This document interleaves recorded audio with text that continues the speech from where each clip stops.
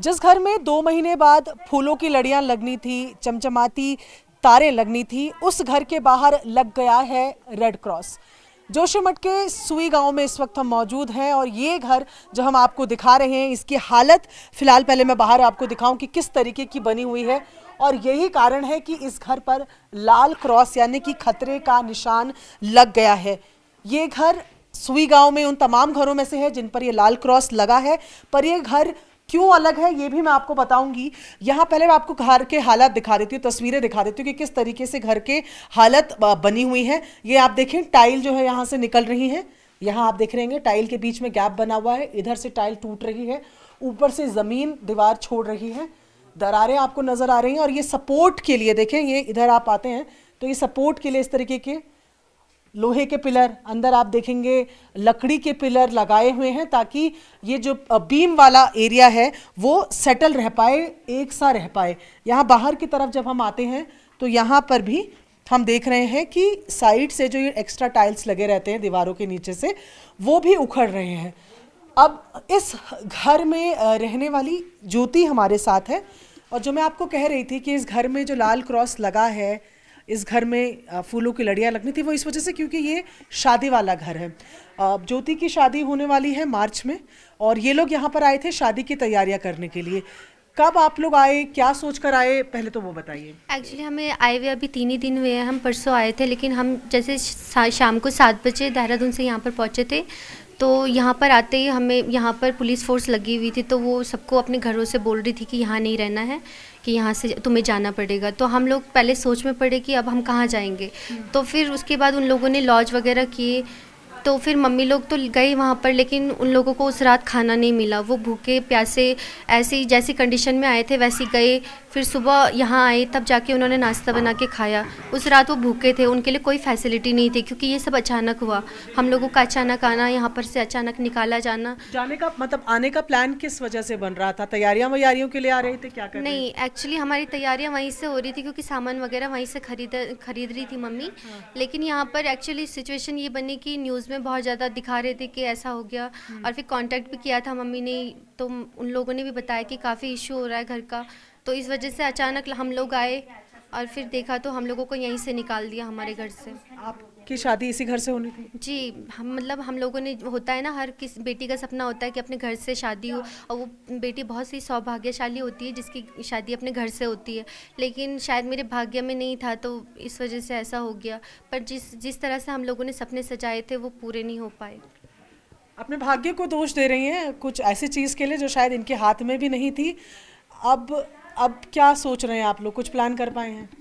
Actually ये जो suddenly हो रहा है अचानक, तो इस वजह से तो हम लोगों ने अभी कोई प्लानिंग नहीं की है क्योंकि अभी जो सिचुएशन है वो घर के ऊपर है कि घर को किस तरह से बचाया जाए। और सरकार से भी हमारी यही मांग है कि हम लोगों के घर को बचा ले, बस उससे ज़्यादा हम लोग और कुछ नहीं चाहते हैं। आज सीएम सर आए थे तो हम लोग सुबह से भूखे प्यासे बिना मुँह धोए भी वहाँ पर खड़े थे कि सीएम सर आएंगे, हम लोगों की सुनेंगे। लेकिन वो भी चोरी से आए, चोरी से गए, हम लोगों की नहीं सुनी उन लोगों ने। मैं घर की हालत भी देखिए आपको दिखाती जाती हूँ साथ साथ, और ऊपर भी चलते हैं।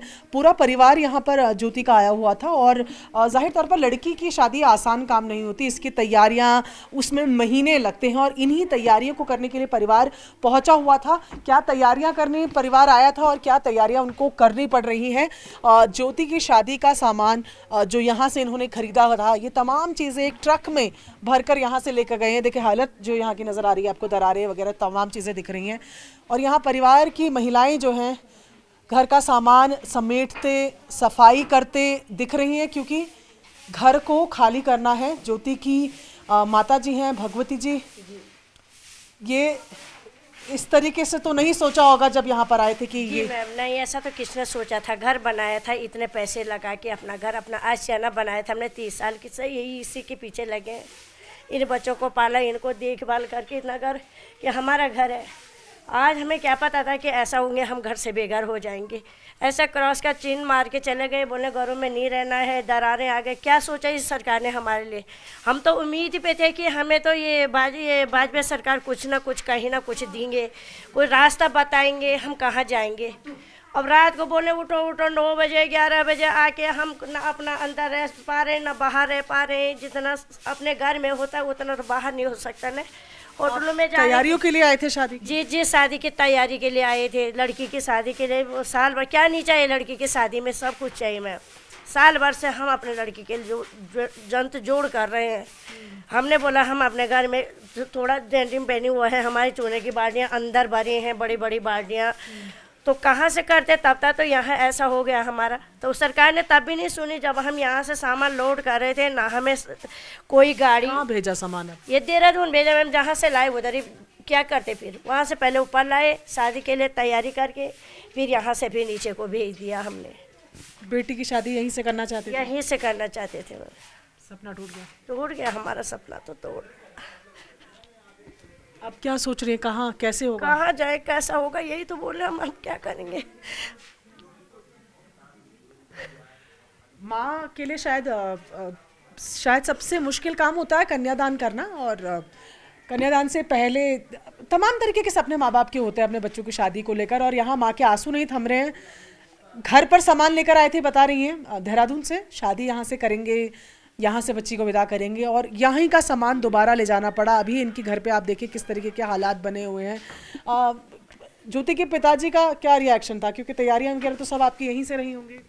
हाँ मैम, उनका तो वही था कि मैंने अपनी लड़की की विदाई यहीं से करना है। एक लड़की और सबकी भी इधर ही से किया है हमने, वैसे ही इसकी भी करेंगे। हमारी सबसे छोटी है, हम अब अच्छे ढंग से करेंगे। तो कहाँ हमारा अरमान तो अधूरे रह गए। अभी आए थे मंत्री जी, तो कहाँ हम इंतजार सुबह से बैठे हैं, मुंह तक नहीं धोया हमने बोला कि ऊपर जाते समय हमने काफ़ी कोशिश किया, रुकेंगे हमारी सुनेंगे, लेकिन वो रुकने के लिए मंजूरी नहीं था। क्या चाहते, क्योंकि इस घर में तो रेड क्रॉस लगा दिया है, तो यहाँ तो आपको रहने देंगे नहीं? जी वही तो, पर जाएंगे हम कहाँ जाएंगे, हम इसी घर के अंदर मरेंगे। क्यों, हमने अपना आशियाना बना रखा, हम यहीं रहेंगे। हम ऐसे नहीं जाएंगे, रात सोने के लिए हम वहाँ क्यों जाएंगे, जहाँ पे मरेंगे यहीं पे जो भी होता है। अब नहीं, अब हमें उम्मीद टूट गई सरकार से, हमें कोई मतलब नहीं उनसे। परिवार देखिए, परिवार में माता है, इनकी सिस्टर्स हैं। जाहिर तौर पर जब शादी का माहौल होता है घर में, तो ये माहौल तो बिल्कुल नहीं होता। जब 2 महीने आंसू भी होते हैं, लेकिन इस चीज़ के लिए नहीं कि कैसे शादी होगी, कैसे सब कुछ मैनेज होगा, वो भावनात्मक चीज़ें होती हैं जो यहाँ शायद नहीं हो रही। इनकी सिस्टर्स भी हैं दोनों। आप दोनों से मैं बात करना चाहूँगी। क्या सोचा था शादी के लिए, क्या प्लानिंग कर रहे थे, यहाँ आए क्या देखा, क्या रहा फिर? शादी के लिए तो हर कोई अच्छी सी प्लानिंग करता है, सोचता है ऐसे करेंगे वैसे करेंगे। ये मतलब अपना घर में जा रहे हैं, सब आ भी गए थे, लेकिन अचानक से जैसे हम यहाँ पहुँचे तो एकदम से भगा दिया, तो हमको खुद ही समझ नहीं आया कि क्या करें हम। फिर छोटे बच्चे के साथ और ज़्यादा दिक्कत होती है कहीं पर भी, तो हमने सोचा क्या पता हमारे लिए कोई सुविधा तो करेंगे ये, या कुछ करेंगे। फिर अभी इतने दिन से तो यही सब चल रहा है, रात को जाओ सुबह को आओ घर। हम सोच रहे थे आज वो सर मिलेंगे, हमें सीएम सर मिलेंगे, लेकिन उन्होंने हमको देख के ऐसे भागे जैसे हम यहाँ पथराव कर रहे हो, या फिर उन पे चिपटने जा रहे हो, या फिर उनसे उनकी प्रॉपर्टी मांगने जा रहे हो। हम तो सिर्फ यही पूछने जा रहे थे कि आपने क्या सोचा था, क्या सोचा है हमारे लिए आगे ना, क्योंकि अब वो हमारे जब सीएम बने हुए हैं तो उनका तो कोई फर्ज हो गई। 2 मिनट वहाँ पे बैठ के अगर कुछ बता देते हमें, तो हम इतने में ही शांत हो जाते और वापस घर पे आके तसल्ली से रहते कि चलो उन्होंने हमें आश्वासन तो दिया हुआ। अभी कुछ पता नहीं है अब क्या करेंगे? कुछ नहीं पता, कुछ नहीं, सब अचानक से हो रहा है, अचानक से आना हो रहा है, अचानक से जाना हो रहा है। सामान शिफ्टिंग का सोचा नहीं था, पूरा घर बिखर गया है, इसलिए अब कुछ पता ही नहीं है अब क्या होगा आगे। बिखर गया है, समेटने की कोशिश कर रही हैं। छोटी बहन है आप? आप बड़ी बहन है। अच्छा ये बताइए कि एक्साइटमेंट तो सबसे ज़्यादा बहनों में ही रहती है शादी की, एक्साइटमेंट खत्म हो गई फिलहाल? सब चीज़ तो ख़त्म कर दिया, बाकी कुछ बचा नहीं। घर का सामान भी सारा इधर उधर चला गया, घर में देखने के लिए भी कुछ बचा नहीं है, पूरी मकान पूरी तरह से टूट चुकी है। हमने सोचा था आज सीएम सर आएंगे, आए थे वो, पर उन्होंने हम लोगों को इग्नोर कर दिया पूरी तरह से।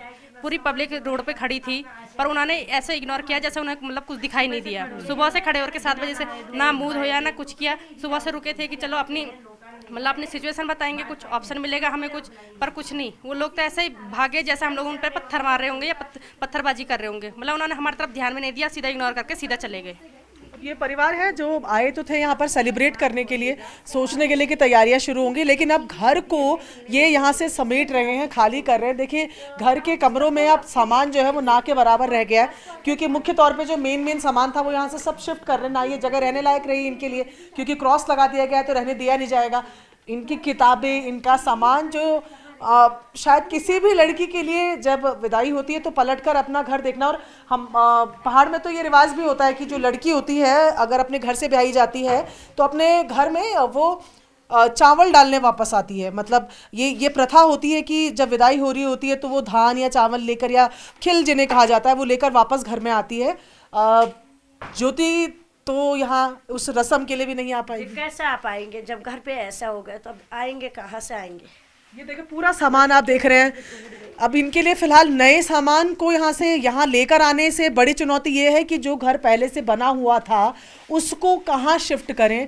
ये कह रहे हैं कि देहरादून में ये किराए पर रहते हैं, वहाँ पर सामान इतना आ नहीं सकता।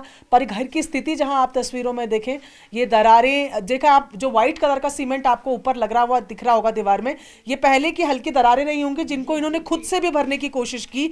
और ये पूरी पहले भी एक बार हमने नगर पालिका में वहाँ भी दिया। ये 2021 से ये प्रॉब्लम चल रही थी हमारे, 21 से चल रही है। तो देखिए में दरारें ये इन्होंने दिया है कि ऐसा पूरा हो गया, भरने की कोशिश की और उसके फिर से, हाँ, और ये फिर से, लेकिन इसके ऊपर जो दरारें हैं वो, एक परिवार अपने घर को बचाए रखने के लिए, अपने मकान को बचाए रखने के लिए जो कुछ कर सकता था इस परिवार ने भी किया।